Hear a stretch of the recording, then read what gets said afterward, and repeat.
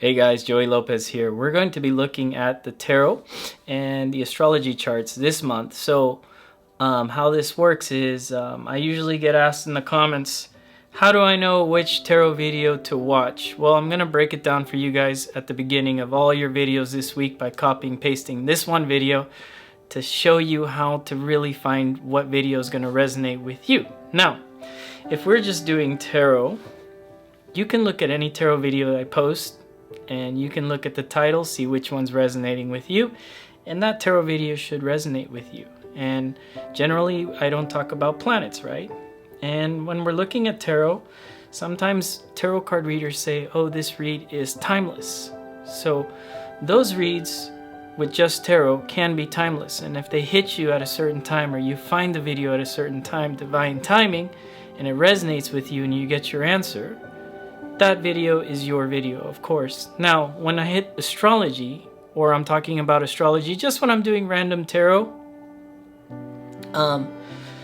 that is not timeless because the planets are doing something at that certain time. And so if you catch that video and I'm talking about Jupiter entering Pisces and you're watching that 3 years from now, that's no longer effective, that message. Okay? The second part of this is, well, which sign do I know to look at? My moon, my sun, or my rising? Well, the easy answer is check your rising. That's going to hit you the hardest when we do charts, because I throw a chart here basically on the morning hours of whatever rising sign is going to be for that day. So I will put Aries in the rising and I will see all the planets affecting you for that day and time.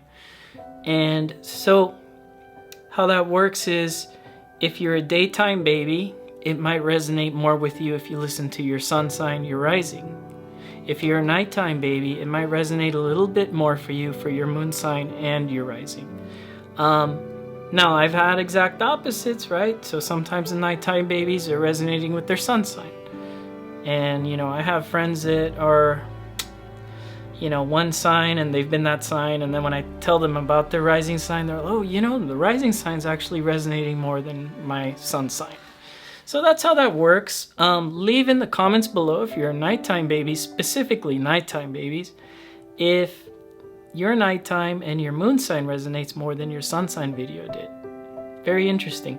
As astrologers, we're always studying, we're trying to see what's going to resonate more with people. So go ahead and leave that too if your sun sign and the sun sign resonates more than the moon sign.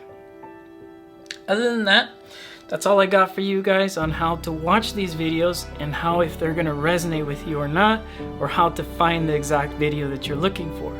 I hope that helped, and let's get started with your March read. Virgo, hi, welcome to your month of March reading. We are going to be looking at the tarot and the charts for you. If you'd like your own personal reading, Virgo, feel free to reach out to me. My email is in the description. And if you just like to get to know good old me personally, my social media links are also in the description. While you're down there, like, share, subscribe to my channel, Virgo. That helps me out so much to continue putting out videos for you guys. So, Virgo. I like the Virgo.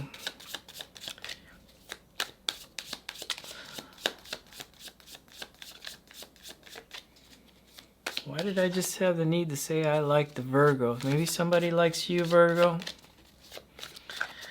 I like you, Virgo. All right.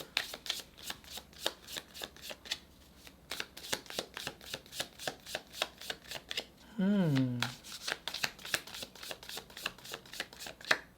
just laughed because all the shuffling, I saw something interesting in your chart. Where the sun, because sun is in the 7th for you with Jupiter and Neptune. Ooh, it's so good, so nice and wet there. Virgo, did you know if you're Virgo rising? It's just something I remember one of my teachers talking about for Virgo rising.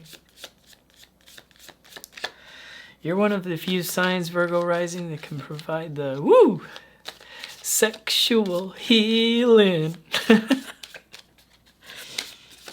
So now till August, maybe for the rest of the year, you should be able to provide sexual healing to somebody. Hope that resonates with you. All right, I told you I like the Virgo. All right, death is here in your general energy. There's something changing for you. Now, so I think Aries pulled this card and I got kind of creeped out, but I'm not getting creeped out by this card at all. Actually, it's making me think about the eclipses that were happening for you last year. They were affecting your, what was it? No, it was something about your public life and your private life. So your private life was kind of becoming public here, and your public life was actually becoming kind of like private. So I feel like some of you have a relationship that you never put on social media, and now you guys are starting to put it out there. Starting to put it out there without fear here, and that's a change for you. That could be just a simple change. That might be out for one of the Virgos. There is something here about change. This could also be that if you're not having the right relationship show up, it's because the way you perceive relationships is starting to change in March for you. What's being challenged is Nine of Wands. Yeah, you're rising up to some sort of occasion here, or you're having trouble rising up to an occasion here. Now, Nine of Wands is like standing up for something. You wanna pursue that. You want it, but I feel like the change here is like maybe whatever you're pursuing is starting to change inside of you. Or maybe you've just been pursuing it for too long that you get some sort of burnout. Because sometimes I look at Nine of Wands like a burnout card. And you have the Two of Swords at the bottom. There's decisions here that you've made, and you want to know if those decisions for the month of March are actually wise, if they're sound. You don't need a tarot card reader at this time to tell you what's going on is right or whatever. You don't need that, Virgo. I think you need to stick to decisions that you made 2 months ago here, and specifically 2 months ago, whatever you made here decision-wise, and with some sort of like pleasure or like your dating life, also relationships, Seven of Swords. If somebody actually called you out saying, hey, look, you're being a jerk or something because you're not paying attention to this relationship and you hopped over on boats, it doesn't work that way. I think you need to be happy with the decision that you made. And your strength is the strength here. So there could have been, I'm not picking up that you're dealing with the Leo, honestly, when I see the strength card, but I have a feeling that there's a Leo that taught you something. Let's stop right there. Let's hit the brakes, because this strength card is about you being seen now. And remember, I was talking about this death card was about the eclipses happening for you in your public-private life, stuff going on last year. Now you're being seen, because this is a card of being seen. It's Leo's card. It's also your card. Leo and Virgo are here together. There's something changing here and you're being seen, and it can be nerve-wracking for some of the Virgos, okay? And the Lovers, right? And yeah, you have a very good, solid relationship going on right now. Now, stick around if you don't, because I am gonna touch the chart what's going on here for the ones that don't want relationships, for the ones that do want relationships, and for the ones that are in relationships, okay?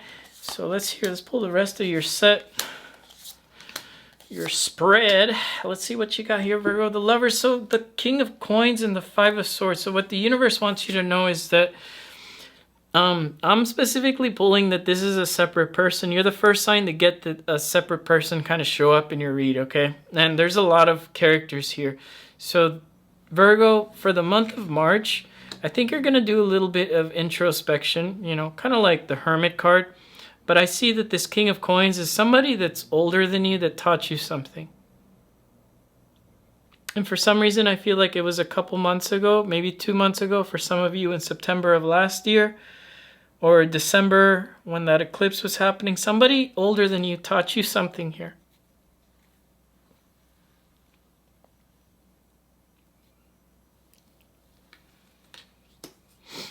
The Five of Swords here is ultimate power, and it's not a conflictive card because it's in your suggested approach. So it's not asking you to create conflicts, but it's asking you to take power in the decisions that you made last year or just recently.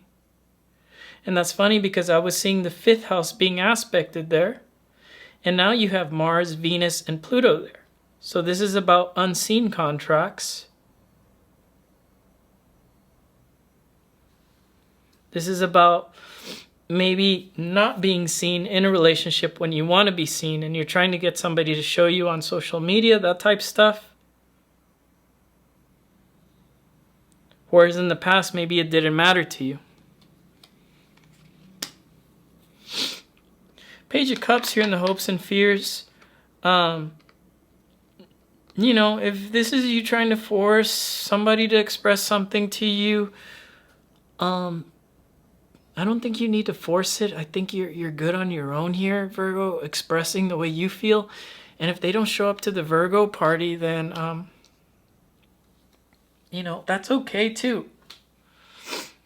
For those of you in relationships, I think you have something really solid and very hopeful, something that you can look forward to here in the future. You have a really cool Knight of Wands card at the end of your read. So, like, I know a lot of tarot card readers like to look at the Knight of Wands as like something that's back and forth. But because I have so many energies kind of showing up here, it's kind of all leading up to this Knight of Wands. And I feel like this is somebody that you can travel with. If travel's a concern to you, if long distance travel, that type stuff, or if it's just somebody at a long distance that you're concerned about, this is very nice and it's very, very passionate. This is also something that, you know, maybe you believe that won't really kind of manifest. It's starting to kind of sound like Leo and Gemini's read, kind of, where you really have to realize that after the 3rd of March here, when that moon hits Pisces, it's kind of like you realizing, is my life somewhat of a simulation here?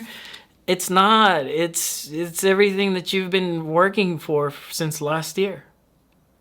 It's kind of showing up.